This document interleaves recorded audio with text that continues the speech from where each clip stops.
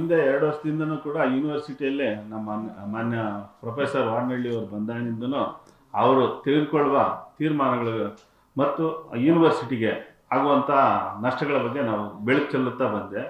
ಈಗ ನಾನು ಹೇಳ್ತಾ ಇರೋದು ಏನಂದರೆ, ಒಬ್ಬ ಕುಲಪತಿ ಅನ್ನೋದು ಭಾಳ ಉನ್ನತವಾದಂಥ ಮತ್ತು ಪವಿತ್ರವಾದ ಸ್ಥಾನ ಅಂತ ನಾನು ಅಂದ್ಕೊಂಡಿದ್ದೀನಿ. ಆ ಮನುಷ್ಯ ಎಂಥ ಕುಲಹೀನ ಕುಲಪತಿ ಆಗಿದ್ದಾರೆ ಅಂದರೆ, ಇನ್ನು ಈ ಉತ್ತರ ವಿಶ್ವವಿದ್ಯಾಲಯಕ್ಕೆ 250 ಕಾಲೇಜುಗಳು ಬರುತ್ತೆ. BBM ಕೋರ್ಸ್ ಇಲ್ಲ ಕೋಲಾರಲ್ಲಿ, ಕೋಲಾರ ಬಾಯ್ಸ್ ಕಾಲೇಜಲ್ಲಿ. ಅಲ್ಲಿ ಎಸ್ ಮುರಳೀಧರ್ ಅನ್ನೋರನ್ನ ವಿದ್ಯಾ ಪರಿಷತ್ತಿನ ಇದು ಡೀನ್ ಆಗಿ ಮಾಡ್ತಾರೆ. ಎಲಿಜಿಬಿಲಿಟಿ ಇಲ್ಲದೆ ಈ ಸರ್ಕಾರಿ ನಿಯಮಗಳಿದೆ, ಯೂನಿವರ್ಸಿಟಿ ಕುಲಪತಿಯವರು ಜ್ಯೇಷ್ಠತೆಗೆ ಅನುಗುಣವಾಗಿ ಅಂತ ನಾನೊಂದು BBA ಮತ್ತು BOS ಅಂತ 2 ಕೋರ್ಸ್ ಇರಬೇಕು.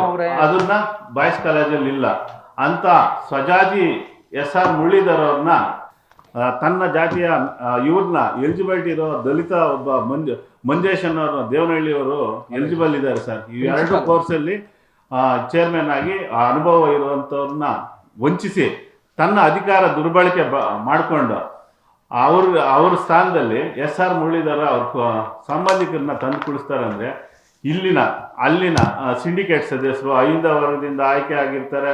ನಮ್ಮ ಇವರು ಇದ್ದಾರೆ, ನಮ್ಮ ಸುಧಾಕರ್ ಅವರು ಉನ್ನತ ಶಿಕ್ಷಣ ಸಚಿವರು.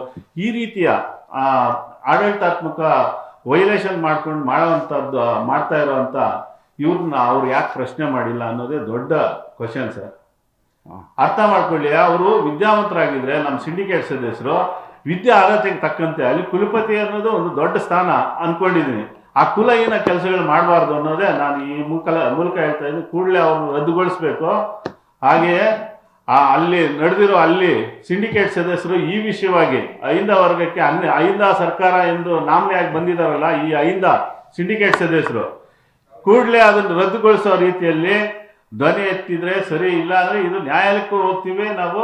ಆಲ್ರೆಡಿ ನಾನು ಲೋಕಾಯುಕ್ತದಲ್ಲೂ ಮತ್ತು ಎನ್ಕ್ವೈರಿ ಕಮಿಷನಲ್ಲೂ ಕೂಡ ಇದನ್ನು ನಾವು ಮಾತಾಡ್ತೀವಿ. ಇದು ಅವ್ರು ಮಾಡ್ತಾ ಇರೋಂಥ ದೊಡ್ಡ ಸ್ಥಾನದ ಹಕ್ಕುಚ್ಯುತಿ ಅಂತ ನಾನು ಭಾವಿಸಿದ್ದೀನಿ ಸರ್.